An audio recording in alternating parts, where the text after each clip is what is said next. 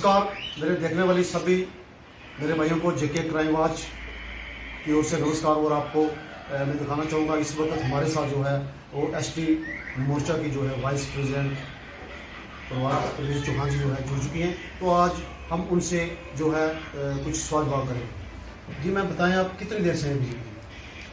पहले तो मैं आपके चैनल का बहुत बहुत शुक्रिया अदा करती हूँ कि आपका और मेरा फर्स्ट इंटरव्यू है, तो आपका लॉट ऑफ थैंक्स करती हूँ।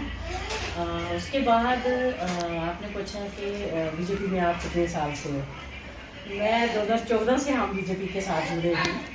इवन कि ये था कि थोड़ा सा जो लोगों में उतना हमारी जम्मू कश्मीर में कुछ लोगों ने धांधली मचा के रखी थी, एनसीपीडीपी कांग्रेस वालों ने, तो वो लोगों के दिमाग में उन्होंने एक गलत कंसेप्ट डाला हुआ था। तो तब तक वो था उन लोगों के। मुझे समझ लगी कि यहाँ कहीं ना कहीं हमें दबाया जा रहा है, तो फिर मुझे सामने आने की फिर मुझे आपको और काफ़ी पार्टियाँ थी, तो आपको बीजेपी में ही क्या ऐसा लगा कि आपने इसी को जाना? देखिए वही उसी पे मैं आई हूँ, वही बात मैं आपको क्लियर कर दी हूँ पहले कि जब मुझे लगता कि यहाँ धांधलियाँ स्टार्ट थी तो हमें सामने आने की ज़रूरत है। तो हमें फिर सामने आए। सामने आने की पार्टी में आने के लिए पार्टी में तो हम बहुत देर से सामने आने की ओपन में हमें आने की ये ज़रूरत पड़ी कि जहाँ पे हमारे साथ लोगों के साथ नाइंसाफ़ी होती थी, गरीब को समझा नहीं जाता था, जो लीडर था वो अपने आप को लीडर समझता था।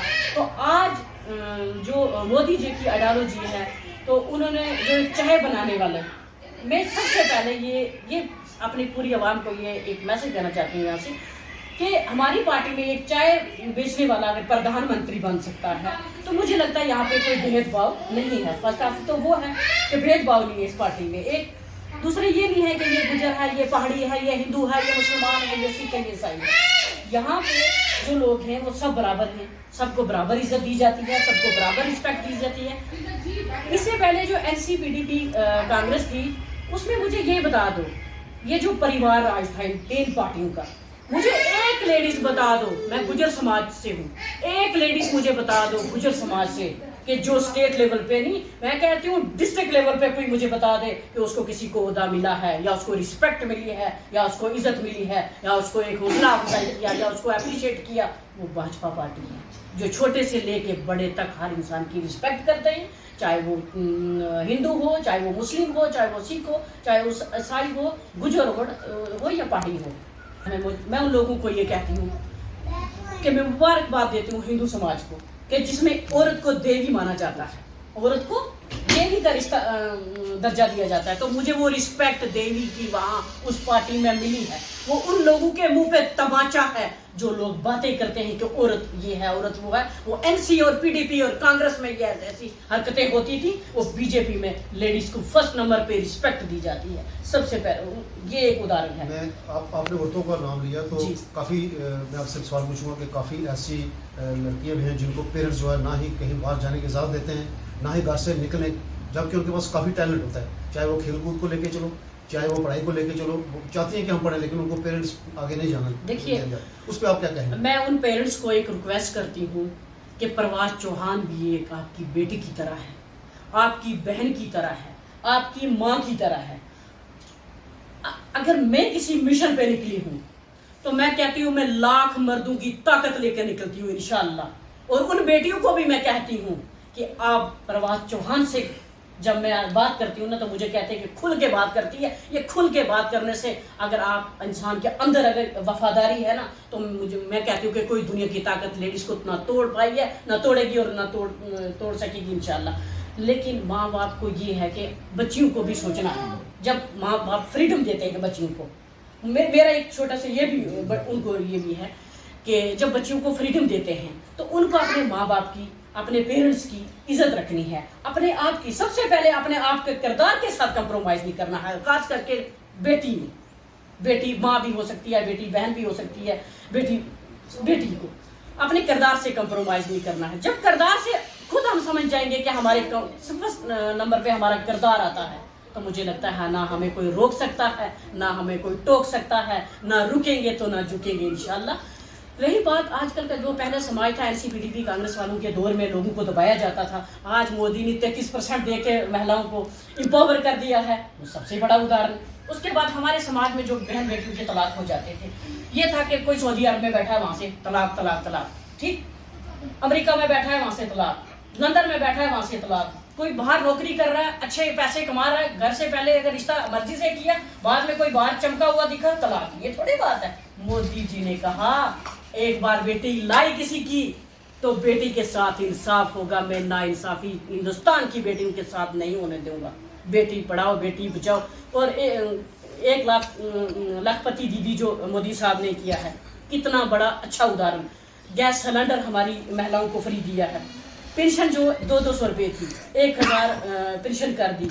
उसके बाद आप देखो कि हमारे समाज में इस वक्त जो आयुष्मान कार्ड है पूरे जम्मू कश्मीर के अवाम को, चाहे हिंदू है मुस्लिम सिख ईसाई, सबको दे दिया है। सबसे बड़ा उदाहरण कि आज एक बंदा अगर 6 नफर घर के हैं तो 6 नफरें तो 30 लाख रुपया उसके घर में है। वो जाके प्राइवेट हॉस्पिटल में जम्मू दिल्ली बम्बे कलकत्ता जहाँ पे फ्री जाके इलाज करवा सकता है एक आदमी 5 लाख में। कितना बड़ा उदाहरण है, आप मुझे ये बताइए ना। ये चोर पार्टी है ना, इन्होंने आज तक अवाम को लूटा है, इन्होंने अवाम को क्या दिया है, आज भी ये लोगों को गुमराह कर रहे हैं। और खास करके मैं अपनी पहाड़ी भाइयों को कहती हूँ, पहाड़ी भाइयों ने मेरे ने ये कहा था जब मोदी जी ने उनको एसटी का दर्जा लिया था, तो पहाड़ी भाइयों ने कहा था कि आसान का बदला हम आसान से चुकाएंगे। मैं पहाड़ी भाइयों को यहाँ से कहती हूँ कि आपने कहा था कि अगर खंबा खड़ा कर देंगे तो हम वोट देंगे, तो आज खंबा नहीं, हमने एक इंसान खड़ा किया है, मनहास, चलिए हम आप जफर मनाज साहब, तो उनको वोट वो जरूर आसान का बदला जो है वो आसान से चुकाएं। तो मोदी साहब के साथ जो वादा किया है उस वादे पे बिल्कुल अटल रहे। जी मैं आपसे पूछूंगा, आपने इस बार जो आपका नारा है वो 400 पार का है, इस पे आप क्या कहते हैं? देखिए लोगों का नारा है 400 पार, सबका, मोदी जी का नारा भी 400 पार, और प्रभात चौहान यहाँ से आज ऐलान करती है कि 500 पार होना चाहिए, क्योंकि मोदी जी ने अच्छे काम किए हैं। मोदी जी का कोई मुकाबला नहीं है। मोदी जी ने देखो रिंग रोड्स, IIT, एम्स, मैं अगर इतनी स्कीमें गिनूंगी ना तो मुझे लगता है कल तक हमें शाम हो जाएगी। इतनी स्कीमें हैं महिलाओं के लिए, क्या क्या नहीं है, इतनी रोडें अच्छी बन रही हैं। और GMC हॉस्पिटल के लिए भी मैंने मेमोरेंडम दिया हुआ है, 3 मेमोरेंडम मेरे GMC हॉस्पिटल के लिए चले गए। एक दूसरे नंबर ये LOC की तार है, उसके लिए भी मैं कोशिश कर रही हूँ कि वो 0 लाइन ऑफ कंट्रोल पे जानी चाहिए। तीसरे नंबर मुझे मौका मिला तो मैं आवाम अपनी के लिए जो ट्रेन है जम्मू से पुंछ, जम्मू टू पुंछ ट्रेन की मैं करूँ। उसके बाद जो पुंछ रजौरी की आवाम का जो टूरिज्म, एक हमारा टूरिज्म प्लेस है, जैसे श्रीनगर में हमारे बच्चों की रोजगारें बढ़ेंगी, हमारे बच्चों का जो रोजगार है वो रोजी रोटी का एक मसीहा बनेंगे। तो टूरिस्ट प्लेस जो है वो अगर मुझे मौका मिला तो इंशाल्लाह मैं अपनी जम्मू कश्मीर के आवाम के साथ भी शाना बशाना हूँ और अपनी पुंछ रजौरी की आवाम को मैं ये एक तोहफा ही मैं दूंगी। जी आखिर में मैं अपने चैनल के माध्यम से आपसे जानना चाहूँगा, आप जो पुंछ की आवाम है उनको क्या मैसेज? मैं पुंछ की आवाम को ये मैसेज देना चाहूंगी कि आप मोदी जी का साथ दें और बैट पे जो है वो बटन दबाएं। हम आपके साथ हैं, काम हमने आपके करने हैं ना, हम जो बोल रहे हैं ना आप वो करें। मोदी जी ने आपके लिए कुछ अच्छा सोचा, आने वाला फ्यूचर जो है वो आपका अच्छा होगा। तो मैं यही कहती हूँ, अपने लोगों से रिक्वेस्ट करती हूँ कि NCPDP कांग्रेस ने, फारूक अब्दुल्ला जी ने हमें कहा कि गुजर जो है वो बिक जाते हैं 500 रुपए पे। फारूक अब्दुल्ला जी ने कहा कि गुजर जो है वो उनको दीन इस्लाम का पता नहीं है। फारूक अब्दुल्ला जी आज हमारे कंधे पे रख के आप फायर कर रहे हो, क्यों?